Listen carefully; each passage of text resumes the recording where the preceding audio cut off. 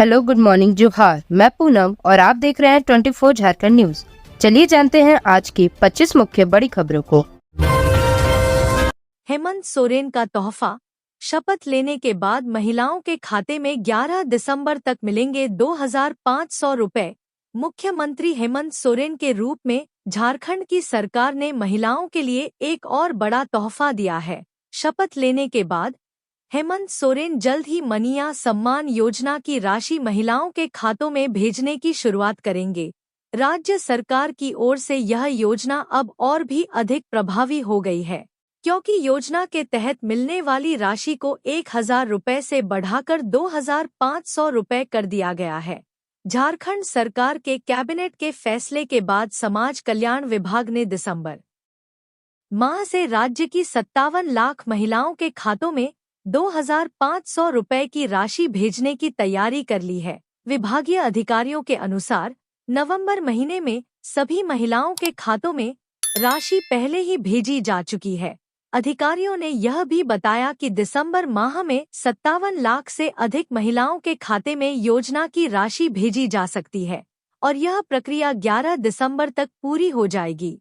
मुख्यमंत्री हेमंत सोरेन ने आचार संहिता लागू होने के ठीक पहले हुई कैबिनेट बैठक में मनिया सम्मान योजना की राशि 2,500 रुपए करने का फैसला लिया था। इस योजना के तहत प्रत्येक महिला के खाते में अब 2,500 रुपए की राशि भेजी जाएगी, जो कि पहले 1,000 रुपए थी। अविनाश कुमार को सीएम के अपर मुख्य सचिव का प्रभार। अविनाश कुमार को सीएम हेमंत सोरेन के अपर मुख्य सचिव का प्रभार दिया गया है। कार्मिक ने इसका आदेश जारी कर दिया। जारी आदेश के अनुसार ऊर्जा विभाग के अपर मुख्य सचिव अविनाश कुमार, विकास आयुक्त, सीएमडी ऊर्जा विकास निगम, मुख्य स्थानिक आयुक्त झारखंड भवन के भी अतिरिक्त प्रभार में रहेंगे। हेमंत सोरेन ने ली मुख्यमंत्री पद की शपथ। बने झारखंड के 14वें मुख्यमंत्री। हेमंत सोरेन झारखंड के नए मुख्यमंत्री बन गए हैं। इसके साथ ही वे लगातार दूसरी बार मुख्यमंत्री बनने वाले झारखंड के पहले सीएम बन गए हैं।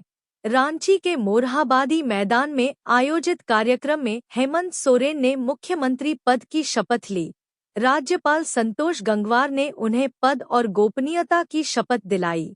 शपथग्रहण के पहले हेमंत सोरेन अपने पिता शिबू सोरेन के आवास पहुंचे, जहां उन्होंने उनका आशीर्वाद लिया। इसके बाद वे कार्यक्रम स्थल के लिए प्रस्थान हुए। हेमंत सोरेन मुख्यमंत्री पद की शपथ लेने के साथ ही झारखंड के 14वें सीएम बन गए हैं। वहीं वे खुद चौथी बार झारखंड के सीएम बने हैं। 15 नवंबर 2000 को झारखंड गठन के बाद सबसे पहले बाबूलाल मरांडी झारखंड के मुख्यमंत्री बने।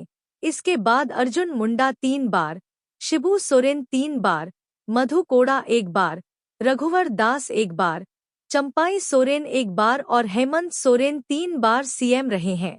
यह हेमंत सोरेन का बतौर मुख्यमंत्री चौथा टर्म है। सीएम बनते ही हेमंत ने पूरा किया वादा। अग्निवीर शहीद अर्जुन महतो के परिजन को दिया 10 लाख का चेक और नियुक्ति पत्र। असम के सिलवर में शहीद हुए बोकारो जिला के रहने वाले अर्जुन महतो के परिवार को मुख्यमंत्री हेमंत सोरेन ने 10 लाख रुपए का चेक और एक आश्रित को नियुक्ति पत्र सौंपा। अर्जुन के भाई बलराम महतो को नियुक्ति पत्र सौंपा गया। बता दें कि अर्जुन महतो के परिवार से उनकी मां, बहन, बहनोई और भाई बलराम महतो मुख्यमंत्री से मिलने पहुंचे थे। दरअसल आज शपथ ग्रहण समारोह के बाद मुख्यमंत्री हेमंत सोरेन ने कैबिनेट की बैठक की। इसी बैठक के बाद मुख्यमंत्री की तरफ से अर्जुन महतो की परिवार को यह मदद प्रदान की गई। गौरतलब है कि 22 नवंबर अर्जुन महतो एक मुठभेड़ के दौरान शहीद हो गए थे। उनकी बहाली सेना में अग्निवीर के रूप में हुई थी। इस पर मुख्यमंत्री हेमंत सोरेन और विधायक कल्पना सोरेन ने शोक भी जताया था, साथ ही उचित मदद का आश्वासन भी दिया था। इसके 5 दिन बाद ही झारखंड सरकार ने अपने वादे के मुताबिक 5 दिन के अंदर शहीद अर्जुन महतो के परिजनों को 10 लाख का मुआवजा और एक आश्रित को अनुकंपा के आधार पर नौकरी का आदेश जारी कर दिया। जानकारी हो कि पिछले दिनों हेमंत सरकार ने कैबिनेट से यह प्रस्ताव पास किया था कि झारखंड राज्य के रहने वाले अग्निवीर अगर सेना में शहीद होते हैं तो सरकार न सिर्फ 10 लाख रुपए आर्थिक मुआवजा देगी बल्कि एक आश्रित को नौकरी भी देगी। पीएम मोदी ने सीएम हेमंत को दी बधाई। प्रधानमंत्री नरेंद्र मोदी ने हेमंत सोरेन को झारखंड के 14वें मुख्यमंत्री बनने पर बधाई दी है। पीएम मोदी ने सोशल मीडिया पोस्ट पर लिखा है कि झारखंड के सीएम के रूप में शपथ लेने पर हेमंत सोरेन को बधाई, उनके आगामी कार्यकाल के लिए उन्हें शुभकामनाएं। दिसंबर में जारी होगा जेपीएससी-जेएसएससी का कैलेंडर। मनिया सम्मान की राशि 2,500 रुपए अगले माह से मिलेगी। हेमंत कैबिनेट की पहली बैठक में निर्णय। सीएम हेमंत सोरेन ने शपथ लेते ही कैबिनेट की बैठक बुलाई। सोरेन की अध्यक्षता में 28 नवंबर को आयोजित इस कैबिनेट बैठक में 8 अहम निर्णय लिए गए। ये निर्णय इस प्रकार हैं। पहला, झारखंड विधानसभा के सदस्यगण को शपथ या प्रतिज्ञान कराने के लिए प्रोटेम स्पीकर के रूप में प्रो स्टीफन मरांडी को नियुक्त करने का निर्णय लिया गया। दूसरा, षष्ठम झारखंड विधानसभा का प्रथम सत्र दिनांक 9 दिसंबर 2024 से 12 दिसंबर 2024 तक आहूत करने का निर्णय लिया गया। तीसरा, मनिया सम्मान योजना के अंतर्गत लाभुकों को माह दिसंबर 2024 से 2,500 रुपए प्रतिमाह का भुगतान सुनिश्चित किए जाने का निर्णय लिया गया। चौथा, 1,36,000 करोड़ जो केंद्र सरकार केंद्रीय उपक्रम पर बकाया है उसकी वसूली के लिए विधिक कार्रवाई प्रारंभ किए जाने का निर्णय लिया गया। पांचवा, राज्य की आय में बढ़ोतरी के लिए नए स्रोत, खनन क्षेत्र में लागू पुराने करों में वृद्धि एवं न्यायिक मामलों में लंबित वसूली में तीव्रता लाने हेतु वित्त विभाग में एक विशेष कोषांग का गठन किए जाने का निर्णय लिया गया। छठा, पुलिस नियुक्ति के लिए भविष्य में होने वाली परीक्षा प्रक्रिया की समीक्षा किए जाने का निर्णय लिया गया। सातवां, सभी खाली पदों पर नियुक्ति के लिए जेपीएससी, जेएसएससी तथा अन्य प्राधिकार 1 जनवरी 2025 के पूर्व परीक्षा कैलेंडर प्रकाशित किए जाने का निर्णय लिया गया। आठवां, असम के चाय बागान में कार्यरत झारखंड मूल के जनजातीय समूह की दशा एवं उन्हें भविष्य में दिए जाने वाले सुविधा के अध्ययन के लिए सर्वदलीय प्रतिनिधिमंडल एवं पदाधिकारियों का दल असम जाकर जमीनी स्तर पर अध्ययन कर सरकार को अपना प्रतिवेदन समर्पित करने का निर्णय लिया गया। 1,000 की घूस लेने वाले एएसआई को एसीबी कोर्ट ने दी 5 साल सश्रम कारावास की सजा। रांची एसीबी की स्पेशल कोर्ट ने रिश्वतखोर एएसआई सेवैया सुरीन को 5 वर्ष सश्रम कारावास की सजा सुनाई है। इसके साथ ही अदालत ने सेवैया सुरीन पर 25,000 रुपए का जुर्माना भी लगाया है। एसीबी कोर्ट ने लोहरदगा जिले के कुड़ू थाना में पदस्थापित तत्कालीन एएसआई सेवैया सुरीन को रिश्वत लेने के जुर्म में बुधवार को दोषी करार दिया था। गुरुवार को कोर्ट ने उसकी सजा की बिंदु पर सुनवाई की। एसीबी ने सेवैया सुरीन को 1,000 रुपए रिश्वत लेते हुए 22 फरवरी 2017 को रंगे हाथ गिरफ्तार किया था। वह यह रिश्वत अब्दुल रशीद नाम के व्यक्ति से थाना ने जब्त मोटरसाइकिल छोड़ने के एवज में ले रहा था। सूचक ने इसकी शिकायत एसीबी एसपी से की थी। दोषी करार दिए जाने के बाद सेवैया सुरीन को न्यायिक हिरासत में ले लिया गया था। जैक बोर्ड में 9वीं कक्षा की परीक्षा के लिए गुरुवार से शुरू होगी आवेदन प्रक्रिया। जानिए कैसे करें आवेदन। झारखंड एकेडमिक काउंसिल द्वारा साल 2025 के लिए 9वीं कक्षा और 2026 की 10वीं बोर्ड परीक्षा के लिए रजिस्ट्रेशन करने की तिथियों की घोषणा कर दी गई है। इसे लेकर जैक ने एक ऑफिशियल नोटिस जारी किया था। इस नोटिस में लिखा था 28 नवंबर से रजिस्ट्रेशन प्रक्रिया शुरू हो जाएगी। बिना विलंब शुल्क के आवेदन करने की अंतिम तिथि 14 दिसंबर है। इसके साथ ही विलंब शुल्क के साथ उम्मीदवार 15 दिसंबर से लेकर 21 दिसंबर तक अपना आवेदन दर्ज कर सकते हैं। वहीं इस दौरान आप जैक बोर्ड की आधिकारिक वेबसाइट jac.jharkhand.gov.in पर जाकर आवेदन कर सकते हैं। अभ्यर्थी कैसे करें? जैक बोर्ड में 9वीं कक्षा के लिए रजिस्ट्रेशन। सबसे पहले जैक बोर्ड में 9वीं कक्षा के लिए रजिस्ट्रेशन करने के लिए अभ्यर्थी सबसे पहले jac.jharkhand.gov.in की वेबसाइट पर जाएं। इसके बाद आप होम पेज पर दिख रहा रजिस्ट्रेशन के ऑप्शन पर क्लिक करें। यहाँ आपको 9वीं कक्षा का विकल्प चुनना है। इस दौरान आप अपने मोबाइल नंबर से लॉगिन करें। फिर आप आवेदन फॉर्म को ठीक से पढ़कर भरें। इसके बाद आपको आवेदन शुल्क का भुगतान करना होगा। जब आपका फॉर्म स्क्रीन पर आ जाए तो उसे डाउनलोड करके रख लें। झारखंड में 4 दिसंबर तक कोहरे का कहर, जाने 29 नवंबर को कैसा रहेगा मौसम। झारखंड में 4 दिसंबर तक सुबह में कोहरा या धुंध और उसके बाद आंशिक बादल छाए रह सकते हैं। मौसम का मिजाज शुष्क रहने का अनुमान है। मौसम विभाग ने अपने पूर्वानुमान में बताया है कि 29 नवंबर को भी कुछ इसी तरह का मौसम रहेगा। सुबह में कोहरा रह सकता है या धुंध रह सकती है। उसके बाद आसमान में आंशिक बादल छाए रहेंगे। तापमान में गिरावट से कनकनी बढ़ी है। ठंड से बचाव के लिए लोग अलाव का सहारा ले रहे हैं। झारखंड में 30 नवंबर से लेकर 4 दिसंबर तक सुबह में कोहरा रहेगा या धुंध रह सकती है। इसके बाद आसमान में आंशिक बादल छाए रहने का अनुमान है। रांची में आज अधिकतम तापमान 23.8 डिग्री सेल्सियस और न्यूनतम तापमान 12.6 डिग्री सेल्सियस दर्ज किया गया। जमशेदपुर में अधिकतम तापमान 27.2 डिग्री सेल्सियस जबकि न्यूनतम तापमान 14.6 डिग्री सेल्सियस रिकॉर्ड किया गया। रांची और उसके नजदीक के इलाकों में मौसम के मिजाज की बात करें तो शुक्रवार को यहां सुबह में कोहरा या धुंध का अनुमान है। उसके बाद आंशिक बादल छाए रह सकते हैं। शपथ के बाद सीधे कामकाज में जुटे नए सीएम। 9 से 12 दिसंबर तक विधानसभा का सत्र आहूत। 28 नवंबर गुरुवार को हेमंत सोरेन के रूप में झारखंड को अपना 14वीं मुख्यमंत्री मिला। राज्यपाल संतोष गंगवार ने हेमंत सोरेन को मुख्यमंत्री पद की शपथ दिलाई। इस शपथ ग्रहण समारोह में इंडिया गठबंधन के आला नेताओं की तगड़ी उपस्थिति रही। एक तरफ सत्ताधारी दलों के कार्यकर्ता इसका जश्न मना रहे हैं, वहीं दूसरी ओर हेमंत सोरेन मुख्यमंत्री पद की शपथ लेने के बाद सीधे कामकाज में जुट गए। राजधानी के मोरहाबादी स्थित शपथ ग्रहण समारोह स्थल से सीएम हेमंत सोरेन बिरसा चौक पहुंचे और भगवान बिरसा मुंडा की प्रतिमा पर पुष्प अर्पित किए। इसके बाद उनका काफिला सीधे झारखंड मंत्रालय प्रोजेक्ट भवन की ओर रवाना हुआ। सीएम के आगमन को लेकर अधिकारियों के द्वारा पहले से तैयारी की गई थी।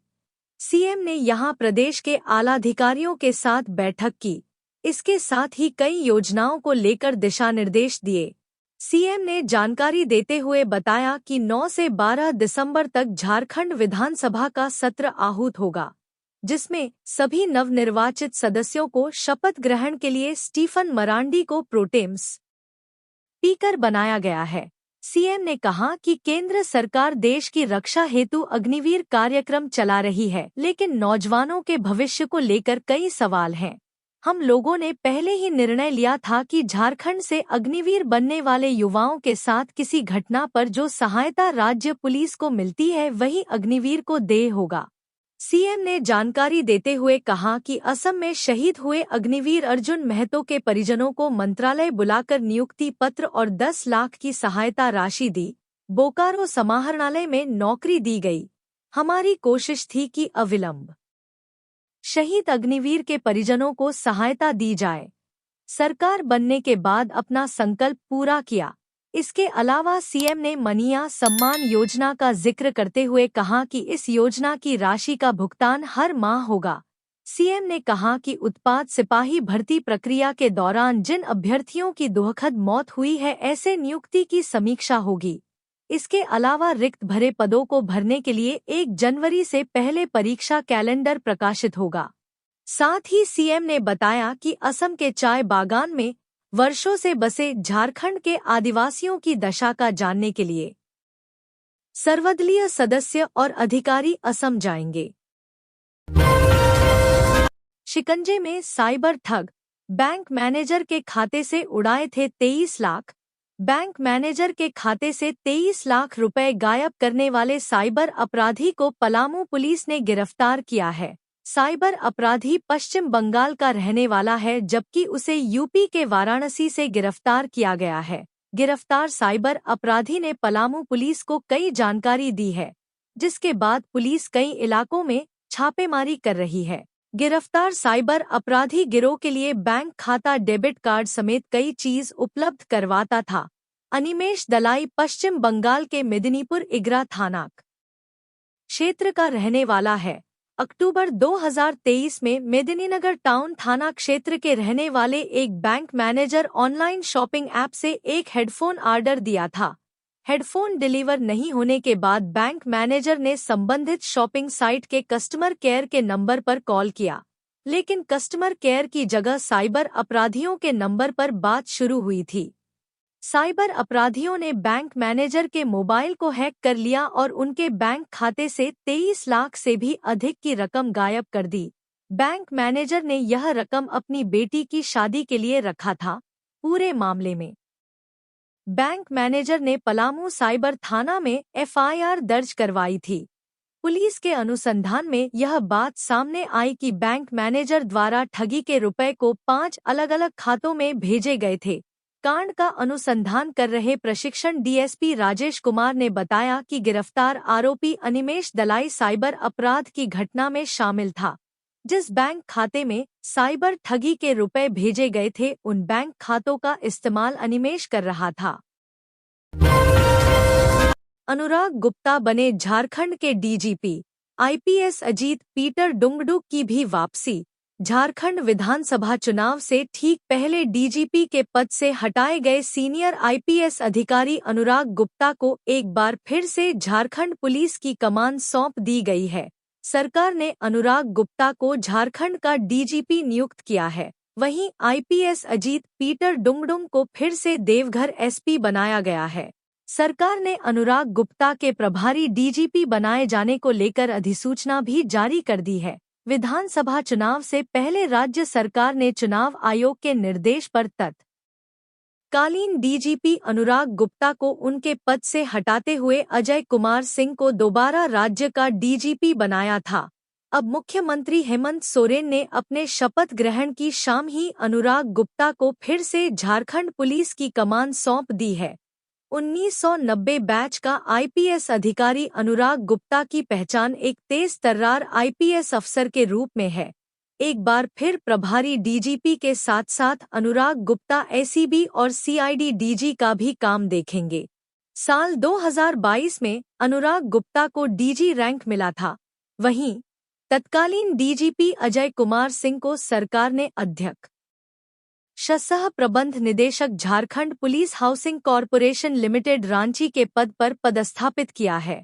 दूसरी तरफ सरकार ने विधानसभा चुनाव के दौरान चुनाव आयोग के निर्देश पर हटाए गए देवघर के तत्कालीन एसपी अजीत पीटर डुंगडुंग को फिर से देवघर एसपी बनाया है। देवघर एसपी अंबर लकड़ा को जैप 3 का एसपी बनाया गया है। गिरिडीह के गावा सीएचसी में प्रसूता से अवैध उगाही का आरोप, परिजनों का हंगामा। गिरिडीह जिले के गावा सीएचसी में भर्ती प्रसूता के परिजनों से गुरुवार की सुबह डिलीवरी के बाद अवैध उगाही का मामला सामने आया है। प्राप्त जानकारी के अनुसार डोमचांच के असनातरी निवासी शिवानी देवी, पति गणेश यादव अपने मायके गावा थाना क्षेत्र के हरिहरपुर में थी। गुरुवार की अहले सुबह प्रसव पीड़ा होने पर परिजनों ने उसे गावा सामुदायिक स्वास्थ्य केंद्र में भर्ती कराया। उसने पुत्री को जन्म दिया। बाद में वार्ड में तैनात एएनएम ने खर्च व डिस्चार्ज के नाम पर 2,500 रुपए की मांग की। परिजनों ने एएनएम को खुशी से 500 रुपए देने की बात कही, लेकिन एएनएम 2,000 रुपए देने की बात पर अड़ी रही। बाद में परिजनों ने किसी तरह 1,000 रुपए दिए। एएनएम रुपए लेकर भला बुरा कहते हुए निकल गई, जिसका परिजनों ने विरोध किया और मीडिया कर्मियों को भी इसकी जानकारी दी। जिला परिषद सदस्य पवन चौधरी ने कहा कि गावा सीएचसी में प्रसव व इलाज के नाम पर रुपए मांगने की शिकायत अक्सर आती रहती है। इसे लेकर पहले भी कई बार हंगामा हो चुका है। फिर भी कर्मी अपनी कार्यशैली में सुधार नहीं ला रहे हैं। प्रभारी चिकित्सा पदाधिकारी को इस तरह के मामलों में कार्रवाई करनी चाहिए। इस संबंध में पूछे जाने पर अस्पताल के प्रभारी चिकित्सा पदाधिकारी डॉक्टर महेश्वर ने कहा कि अभी वह एक बैठक के सिलसिले में गिरिडीह में है। यहां से लौटने के बाद मामले की जांच कर दोषी के खिलाफ कड़ी कार्रवाई की जाएगी। इस तरह का कृत्य बर्दाश्त नहीं किया जाएगा। शपथ ग्रहण के बाद सीएम पहुंचे प्रोजेक्ट भवन, चीफ सेक्रेटरी ने किया स्वागत। मुख्यमंत्री पद की शपथ लेने के बाद सीएम हेमंत सोरेन प्रोजेक्ट भवन पहुंचे। प्रोजेक्ट भवन जाने के क्रम में सीएम ने मोरहाबादी स्थित सिद्धोकान्हू और बिरसा चौक स्थित बिरसा मुंडा की प्रतिमा पर माल्यार्पण किया। प्रोजेक्ट भवन पहुंचने पर सीएम हेमंत सोरेन और कल्पना सोरेन का chief secretary Alka Tiwari, cabinet secretary Vandana Dadel सहित अन्य आला अफसरों ने स्वागत किया। झारखंड सचिवालय सेवा संघ के अध्यक्ष ध्रुव प्रसाद के नेतृत्व में सचिवालय कर्मियों ने सीएम का स्वागत किया। मंजूनाथ भजंत्री फिर बने रांची डीसी। चुनाव की घोषणा से ठीक पहले हुआ था तबादला। मंजूनाथ भजंत्री को दोबारा रांची के उपायुक्त पद की जिम्मेदारी दे दी गई है। 15 अक्टूबर को विधानसभा चुनाव की तारीखों की घोषणा के ठीक पहले उनका तबादला हुआ था। 2011 बैच के आईएएस अफसर मंजूनाथ भजंत्री को बंदोबस्त पदाधिकारी का अतिरिक्त प्रभार भी दिया गया है। उनकी जगह रांची के डीसी बने वरुण रंजन को झारखंड औद्योगिक आधारभूत संरचना विकास निगम का प्रबंध निदेशक बनाया गया है। वरुण रंजन को खान आयुक्त का अतिरिक्त प्रभार दिया गया है। कार्मिक, प्रशासनिक सुधार तथा राजभाषा विभाग ने इस बाबत अधिसूचना जारी कर दी है। दरअसल अक्टूबर माह में ही मंजूनाथ भजंत्री को रांची का उपायुक्त बनाया गया था। इसी बीच चुनाव के तरीकों की घोषणा होते ही 15 अक्टूबर को भाजपा के शिष्टमंडल ने मुख्य निर्वाचन पदाधिकारी के रवि कुमार से मिलकर मंजूनाथ भजंत्री को रांची के उपायुक्त पद से तत्काल हटाने की मांग की थी। भाजपा विधि प्रकोष्ठ के प्रदेश संयोजक सह अधिवक्ता सुधीर श्रीवास्तव ने मुख्य निर्वाचन पदाधिकारी के रवि कुमार को ज्ञापन सौंपकर चुनाव आयोग की उस चिट्ठी का हवाला दिया था, जिसमें आयोग द्वारा मुख्य सचिव को पत्र लिखकर 15 दिन के अंदर कार्रवाई करने को कहा गया था। खास बात है कि लोकसभा चुनाव से पूर्व मंजूनाथ भजंत्री जमशेदपुर के डीसी थे। उस दौरान भी उन्हें चुनाव पूर्व पद से हटा दिया गया था। 1,36,000 करोड़ बकाया की वसूली के लिए विधिक कार्यवाही का फैसला। सीएम हेमंत की पहली कैबिनेट में 1,36,000 करोड़ रुपए बकाया की वसूली के लिए विधिक कार्यवाही शुरू किए जाने का फैसला लिया गया। राज्य की आय में बढ़ोतरी के लिए नए स्रोत, खनन क्षेत्र में लागू पुराने करों में वृद्धि एवं न्यायिक मामलों में लंबित वसूली में तीव्रता लाने के लिए वित्त विभाग में एक विशेष कोषांग का गठन किए जाने का निर्णय लिया गया। कैबिनेट की बैठक में सभी रिक्त पदों पर नियुक्ति के लिए जेपीएससी, जेएसएससी तथा अन्य प्राधिकार के लिए 1 जनवरी 2025 के पूर्व परीक्षा कैलेंडर प्रकाशित किए जाने का निर्णय लिया गया। पुलिस नियुक्ति के लिए भविष्य में होने वाली परीक्षा प्रक्रिया की समीक्षा किए जाने का निर्णय लिया गया। षष्ठम झारखंड विधानसभा का प्रथम सत्र 9 दिसंबर से 12 दिसंबर तक आहूत करने का निर्णय लिया गया। विधानसभा के सदस्यगण को शपथ या प्रतिज्ञान कराने के लिए प्रोटेम स्पीकर के रूप में प्रो स्टीफन मरांडी को नियुक्त करने का निर्णय लिया गया।